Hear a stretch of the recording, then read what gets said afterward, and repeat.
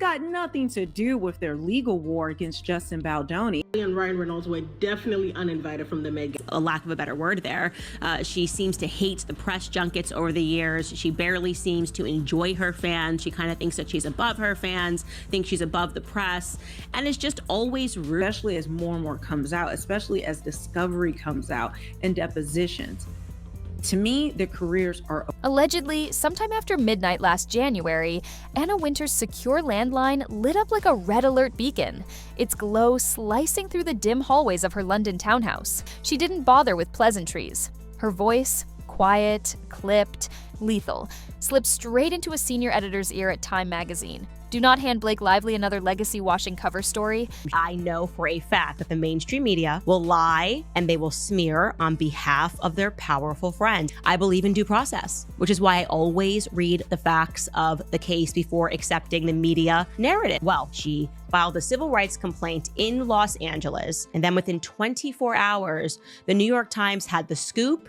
They published the complaint in its entirety, and it looked suspicious. The kind of lawsuit that is full of evidence, documents, which prove exactly what she did to take over the movie. We gambled once. We will not shield her fallout for you. 60 seconds, then the call went dead. No assistance, no scheduling follow-ups, no digital trace on the public switch. By dawn, Manhattan media corridors buzzed with the same electric pulse. Wintour has pulled the emergency brake on Blake. That they were plotting with the New York Times for months to smear him, and there may be some important evidence that the publicist was planting stories about him.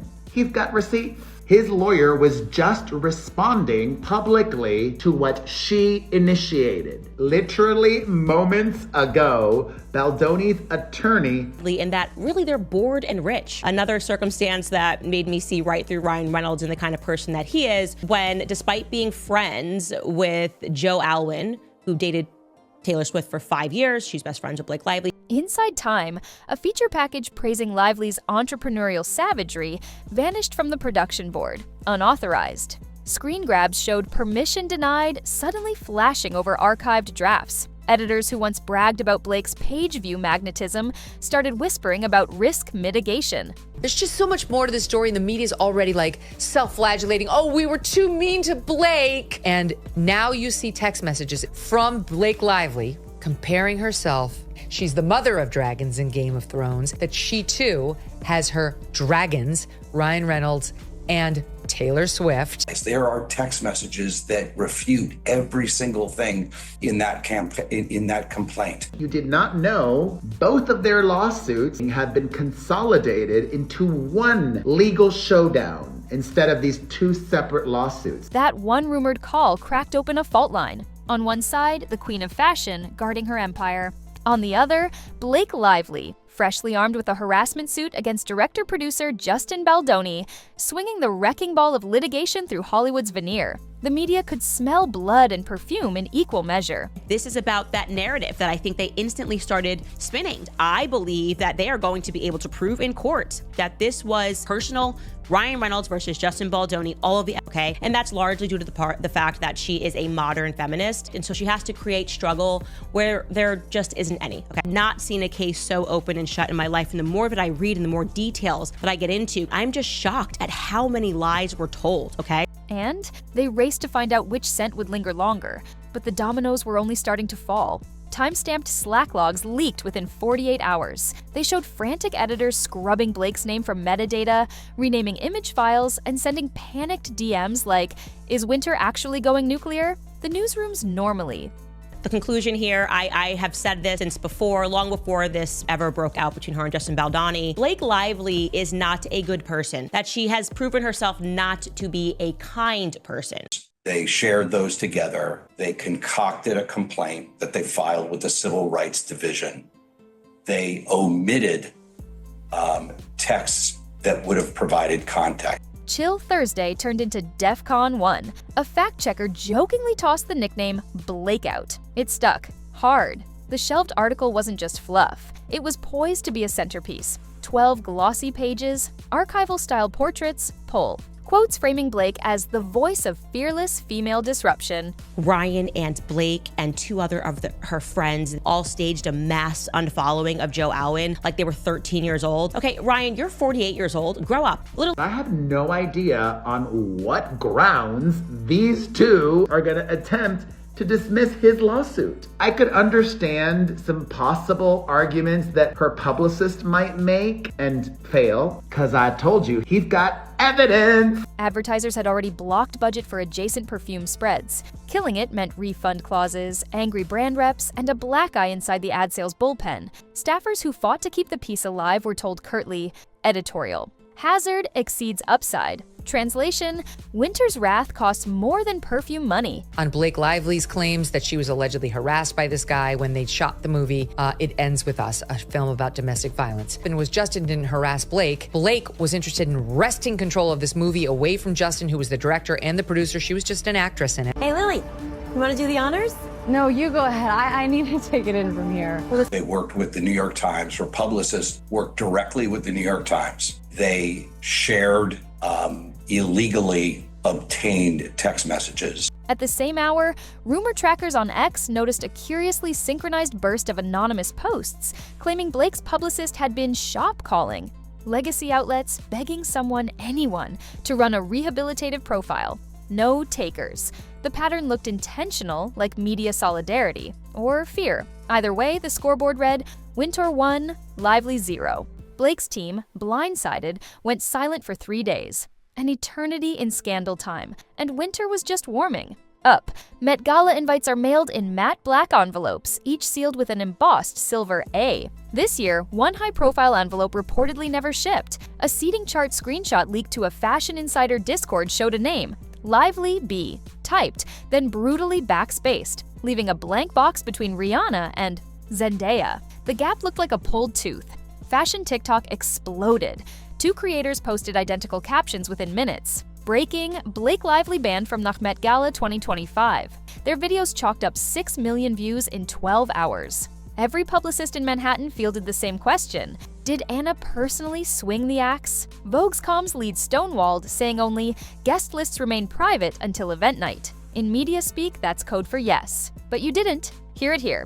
Designers who once fought gladiator style to dress Blake suddenly claimed schedule conflicts. Meanwhile, Wintour breezed through a pre-Gala Today hit, praising accountability in fashion and smirking, as if accountability wore Louboutin spikes. Fans dissected her micro-smile like it was the Zapruder film. The message landed, if you scorch Anna's brand, she torches your invite. But the fashion fallout was only a dress rehearsal for the real inferno. Flashback 8 months. Vogue's September 2024 issue. Fashion's Holy Scripture starred Blake Lively, shot by Baz Luhrmann in a Rococo meets cyberpunk daydream along the Seine. Chanel jewels dripped from every page. Production costs reportedly slid north of $3 million. Metrics projected a circulation spike. Instead, sales flatlined, digital click-through sagged, and resale sites dumped mint copies for less than a latte. Inside Condé Nast, whispers turned caustic. Editors muttered Blake's glossy prints were collecting dust next to last year's compostable tote bag. Advertisers threatened make good clauses. Even worse, a silent cloud of buyer's remorse settled over Anna Wintour herself. She'd gambled her flagship on an actress now lurching toward courtroom carnage. Vogue's September issue is the crown jewel. Letting it tarnish is sacrilege. When the disappointing numbers landed on Anna's desk, legend says she stared unsmiling for a full minute, then quietly slid Blake's name into her high-risk Rolodex. No screaming, no slammed doors, just cold deletion. That icy vengeance echoed months later, when time came knocking. Wintour wasn't about to bankroll another redemption narrative, and every editor in New York got the memo. But Blake's biggest battle wasn't in glossy spreads. It was on the docket. December 2024.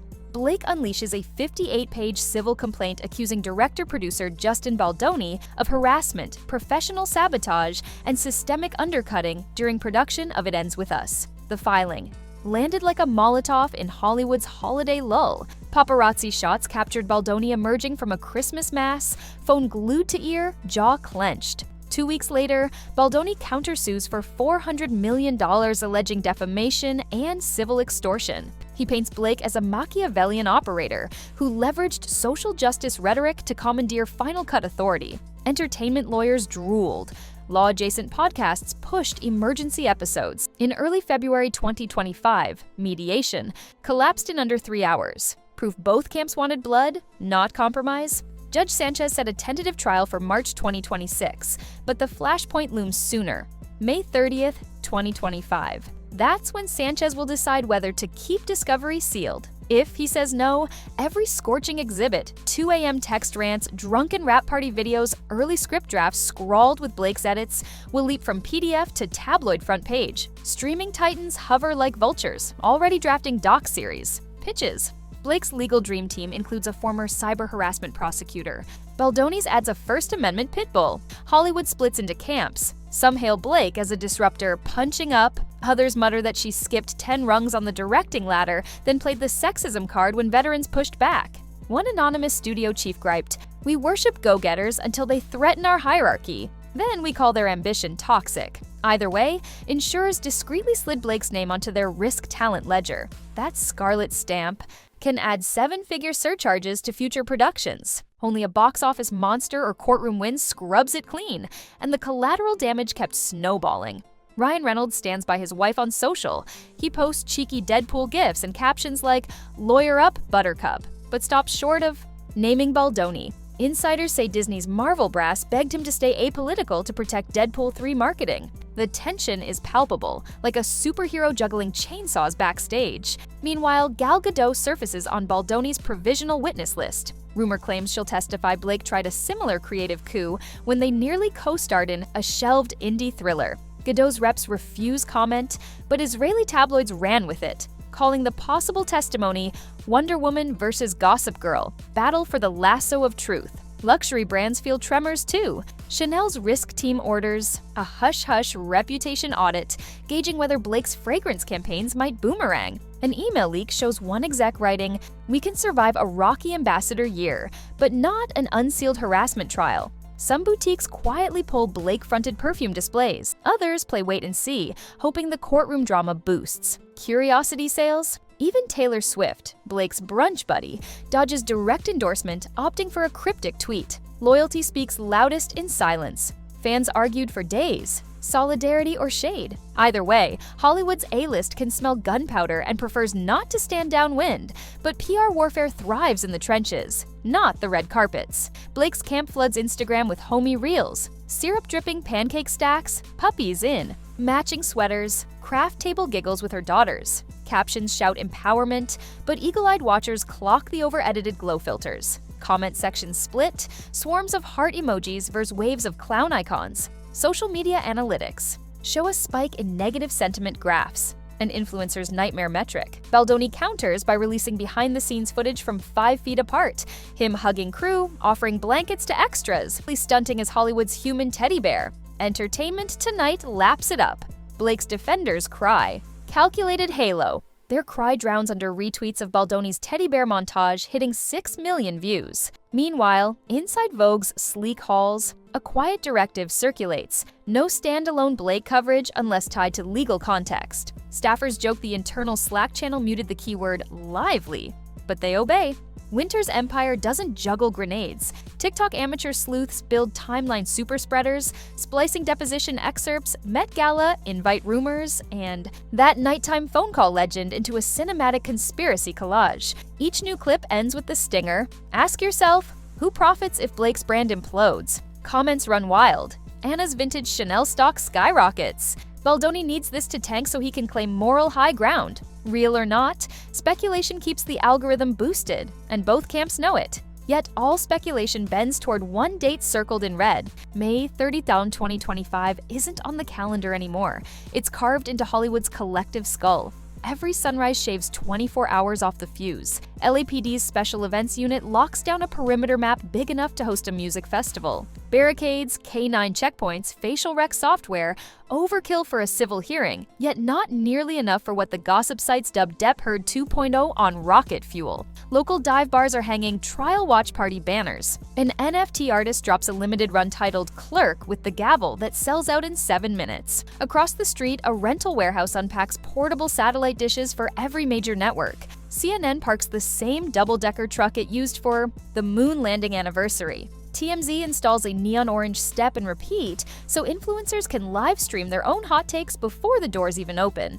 Late-night writers stockpile punchlines. Will Judge Sanchez gavel or gravel Blake's reputation? They know ratings spike whenever an A-lister cries under oath. Cosplayers coordinate on Discord. One half will armor up in Wonder Woman. Gold, the other half in Lily Bloom's signature pink trench coat, a warring sorority of superhero shields and romance novel angst. Organizers schedule synchronized chants. Let justice lively. Baldoni built it. Every vowel aimed straight at the press pens. Vendors hustle commemorative merch, foam gavels, fake subpoenas, limited edition energy drinks named Contempt. eBay resellers salivate. Inside the courthouse, the air conditioner gasps against a heat wave, but tension sweats through marble anyway. Judge Sanchez's clerks prep color-coded crates. Green for motions, red for sealed exhibits, black for anything containing nudity, or what the docket blandly labels graphic hostility. Every box sports GPS trackers. Nobody's letting another Johnny Depp lip balm moment leak before the ruling. I'd staff double encrypt the server, yet they're fully aware one rejected password could end up screenshotted on Reddit within minutes. The decision point is razor thin. One keystroke: grant or deny. Grant and Blake's legal team keeps their arsenal under velvet wraps, spinning narrative on their timetable. Deny and the courtroom becomes a confetti cannon of humiliation. Every 2 a.m. text, every half shot, voice memo, every production memo scribbled with "Blake wants final cut" or "she walks," all public by lunchtime. Tabloids have reserved FTP folders labeled Blake Dump and Baldoni Blast, clocks ticking in the corner of their CMS dashboards. On Blake's side, crisis analysts rehearse a storyboard titled Phoenix Protocol. Step 1, frame document. Leaks as proof of systemic misogyny. Step 2, schedule a primetime sit-down with the one interviewer still trusted by both Swifties and Marvel stans. Step 3, roll out psychiatric experts citing industry gaslighting. Her stylist curates a courthouse wardrobe heavy on muted blues. Soft power, not diva glare. Rumor says Ryan Reynolds pre-taped 3 separate reaction reels, each calibrated to a potential ruling. Baldoni's camp counters with Operation Clear Lens. They bankroll a mini doc shot by an Oscar-nominated Verite crew, ready to drop on YouTube the second files unseal. Teaser tagline: the footage the studio never wanted you to see. Their witness list grows daily. Gal Gadot preps a sworn statement. The 2021 cinematographer, once anonymous, is expected to walk the courthouse steps with a brigade of union reps. Even a stunt coordinator from A Simple Favor flies in, rumored to carry phone video of an on-set meltdown. Up in Midtown, Vogue's glass towers hum with preemptive damage control.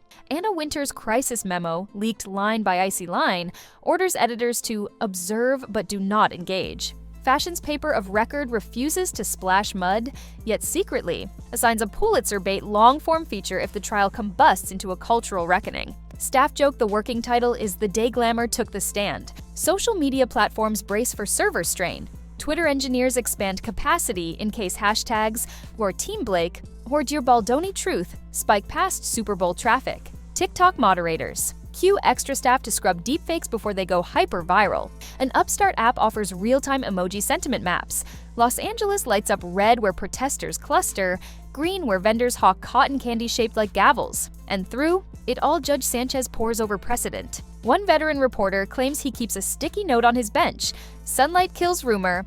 Another says the note actually reads, "Seal today, chaos tomorrow." Either way, both camps prepare for thunder. Because in this town, reputations don't erode. They detonate. Fast, spectacular, unforgettable. The detonator clicks at 10 a.m. sharp. Whatever sound follows, hushed murmur or courtroom roar, will reverberate from Hollywood Boulevard to Fifth Avenue. That's why every bystander, every streamer, every off-duty cop gripping a riot barrier keeps the same silent countdown in their head. So ask yourself one last time. When the gavel drops, will it crack marble or crack an empire? So here's where we stand. One whispered midnight phone call iced a Time feature.